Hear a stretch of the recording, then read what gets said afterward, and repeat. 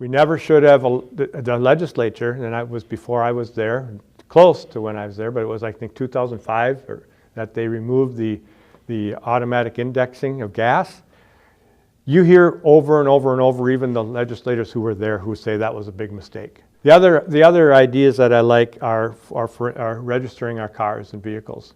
We have pretty low registration fees in this $75. state. You and I pay that on our... On whatever vehicle you have, no matter what the value of that vehicle. I like the idea of value registration. What about tolling? I think that's going to take a lot of discussion, and I think it's going to have to, and that discussion has to come from the public.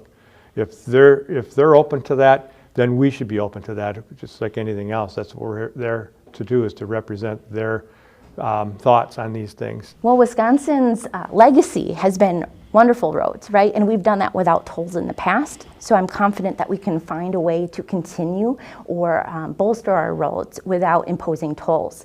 I think a gas tax is something to consider. However, the people that are going to be impacted by the gas tax the most is the average daily worker, right? And can they afford that? But what I do think we can address is some of those other fees that we take part in as citizens, like our registration. Car registration should be more equitable, and I use that term a lot, but it's very fitting for the work that we do. If you have an H2 vehicle, right, you shouldn't be paying the same registration fee as somebody who has a hybrid vehicle or a vehicle from the 90s or 80s. There's different impacts within our environment, and that needs to be taken into context when considering registration fees going into the future.